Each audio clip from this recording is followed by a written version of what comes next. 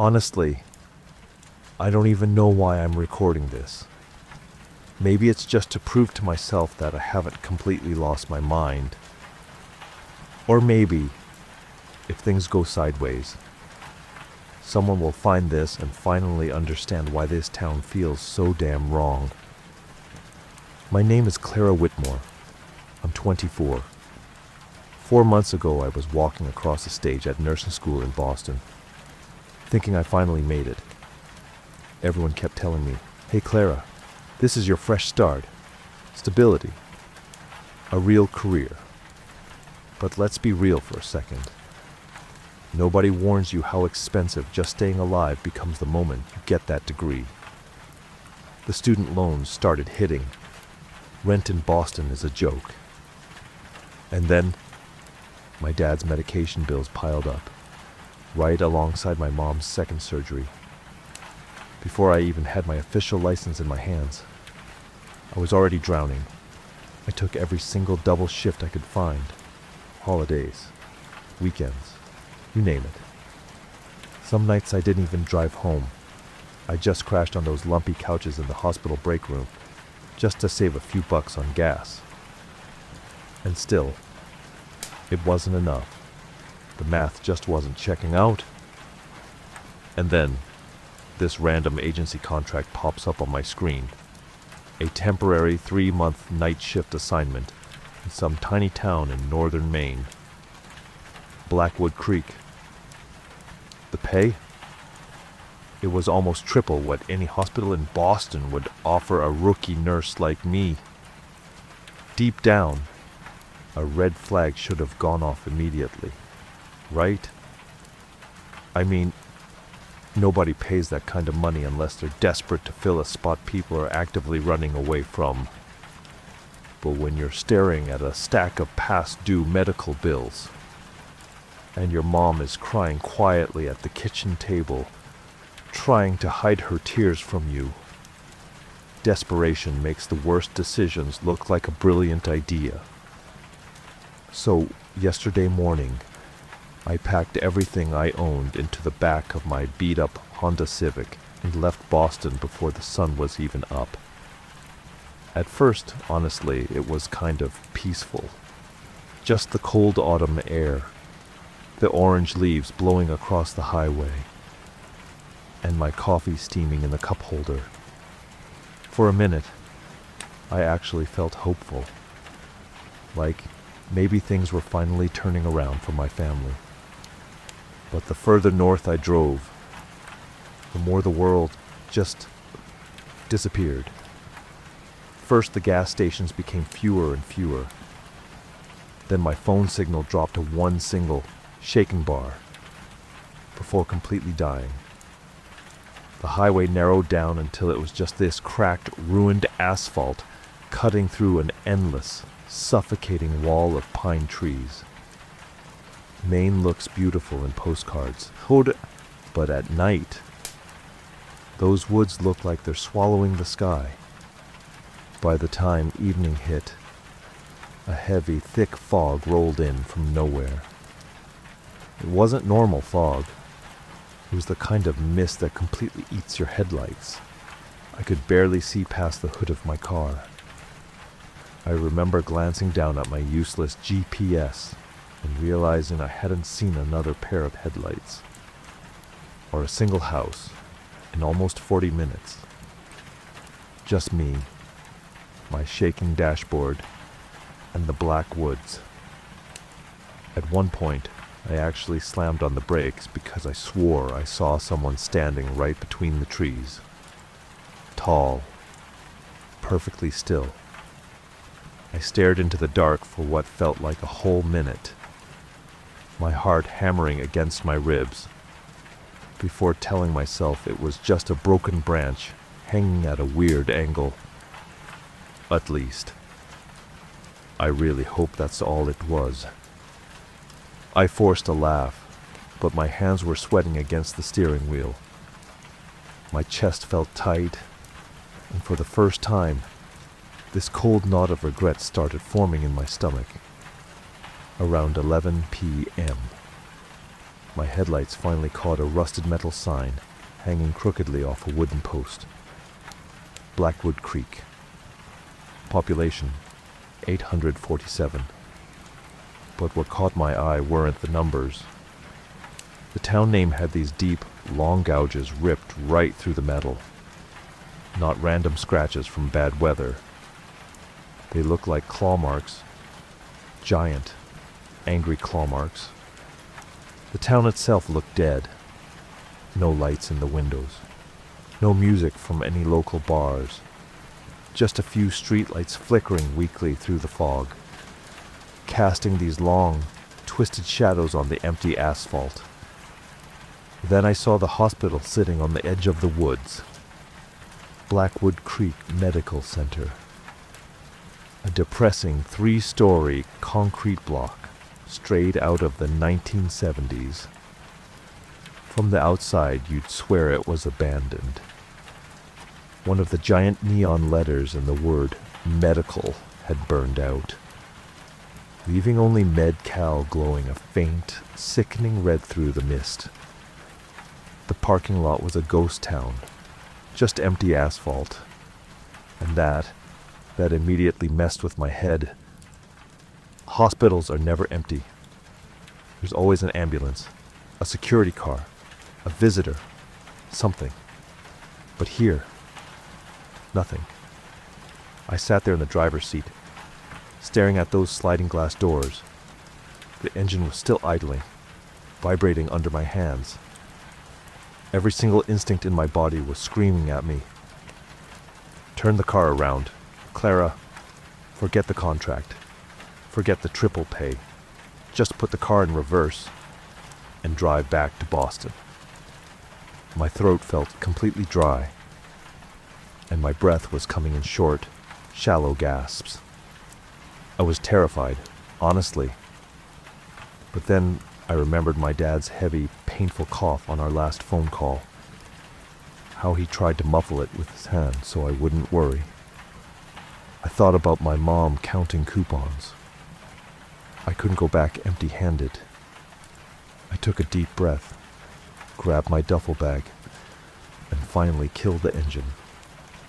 The silence inside the car was instant. I pushed the door open, and the cold hit me like a physical slap. It was a sharp, wet, biting cold that went straight through my jacket and made my whole skeleton shake. The glass door slid open with this heavy, slow groan. The moment he stepped inside, the smell hit me. It wasn't just the sharp sting of bleach or antiseptic. There was something else underneath it. Something old, damp, like wet earth buried underneath the floorboards. The lobby lights overhead were buzzing, flickering just enough to give me a headache. There was nobody at the reception desk, no visitors waiting, no sound at all, except for this distant intercom crackling somewhere deeper in the building. And then I froze. My stomach completely dropped. Sitting right in the middle of the hallway was an empty wheelchair. And it was moving, just a tiny bit, rocking slightly back and forth, like someone had literally just stood up from it a second before I walked in. My heart felt like it was going to burst out of my chest. I stared at it, my muscles locking up. It's just the airflow from the automatic doors, I whispered to myself, trying to sound logical. But deep down, I knew the doors had already closed. The air was dead still, and the chair was still rocking. I stepped back, my hand instinctively reaching for the door handle behind me. I wanted to scream. "Ah, you must be Clara. We've been waiting for you." I jumped, letting out a sharp gasp as a man stepped out from one of the darkened hallways. He was incredibly tall, easily 6'3", and shockingly thin.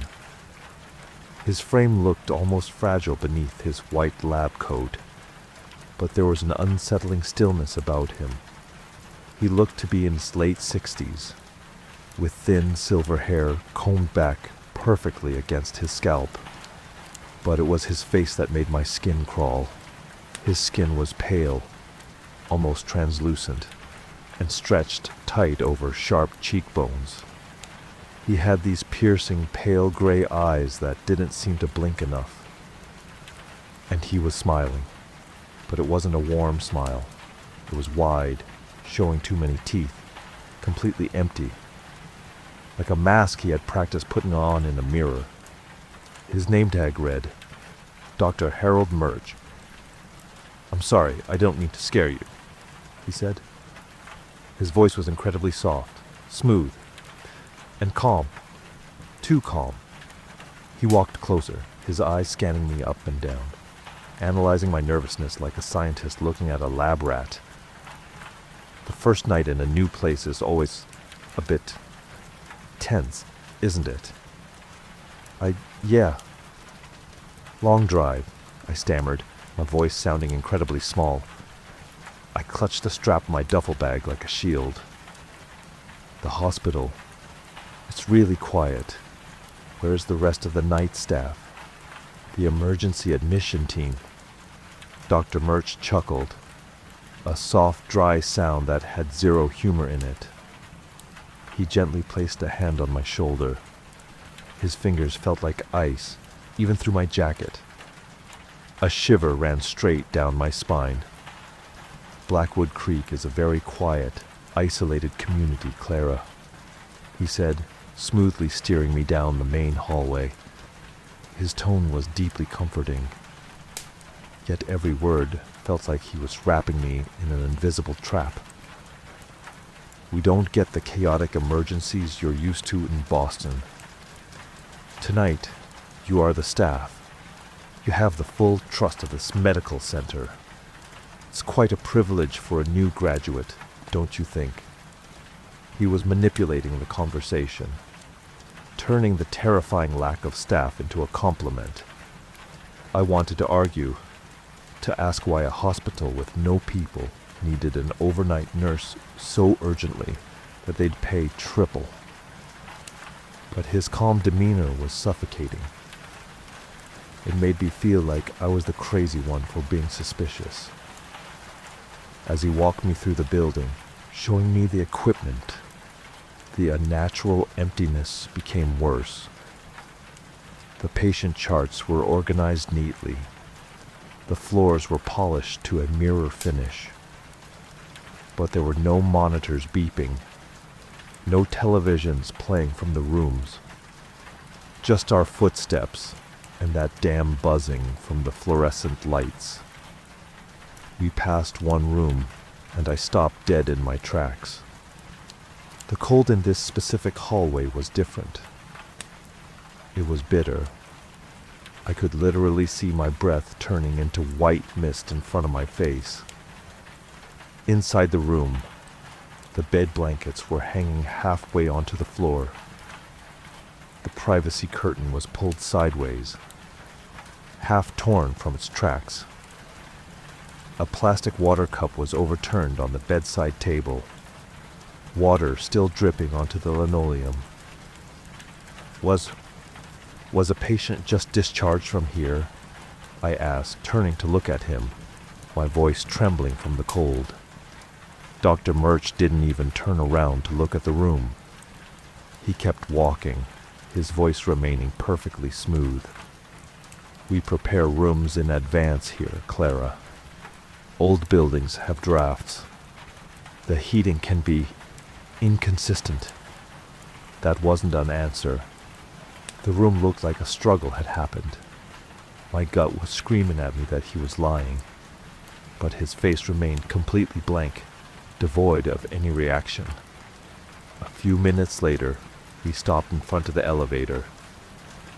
The doors opened with a loud metallic groan that echoed through the empty floor. I stepped inside, but as I turned around, I froze again, my eyes locking onto the button panel. The panel had a button for floor 1 and a button for floor 2. There was no button for the third floor. I looked up at the ceiling of the elevator, then back at Dr. Murch. Wait, I saw 3 floors from the outside. Does the third floor use a different elevator? For the first time since I met him, the fake, practiced smile vanished from his face. His pale gray eyes locked onto mine, boring into me with a cold intensity that made my breath catch in my throat. No, he said flatly. He reached into his lab coat pocket and pulled out a large, heavy iron key. It looked ancient, rusted, and completely out of place in a modern hospital. He took my hand and pressed the cold iron into my palm. The eastern stairwell key, Dr. Murch explained. His voice had dropped to a low, rigid whisper, completely stripping away his gentle persona. He sounded like someone repeating an ancient, terrifying warning. There is no elevator access to the third floor. The stairwell door stays locked at all times. Do not go up there, Clara. I swallowed hard, the cold key feeling like a block of ice in my hand. Why? Is it a maintenance issue? Asbestos? No, he replied, stepping closer to me inside the elevator. The doors began to slowly slide shut, framing his tall, thin silhouette against the dark hallway outside. He leaned down slightly, his empty eyes reflecting the dim light. No matter what you think you hear coming from above, ignore it. Do not look up. Do not investigate. I tried to force a nervous laugh, my defense mechanism kicking in. What exactly am I supposed to hear up there, Doctor? The elevator doors were inches from closing. Dr. Murch's face was half in shadow now. This building remembers things, Clara, he whispered. He grabbed his long coat from the corner. You'll be fine alone until morning. Emergency calls redirect to my home line. But remember, the doors were almost completely shut. Only a sliver of his pale face was visible. Nash, if you hear knocking from upstairs, don't answer it. The doors clicked shut. The elevator descended. And just like that, the silence returned, heavier than before. I was completely, utterly alone. This was part 1 of the Blackwood Creek series. Clara is now completely alone in that freezing, empty medical center. And trust me, things are about to get a whole lot worse in the next hour of her shift. If you want to find out what happens when the clock hits 1 a.m. and what is actually waiting on that forbidden third floor, make sure to hit that subscribe button and turn on notifications so you don't miss part 2. Drop a comment below with your theories on Dr. Murch. See you in the next episode, because the midnight is watching.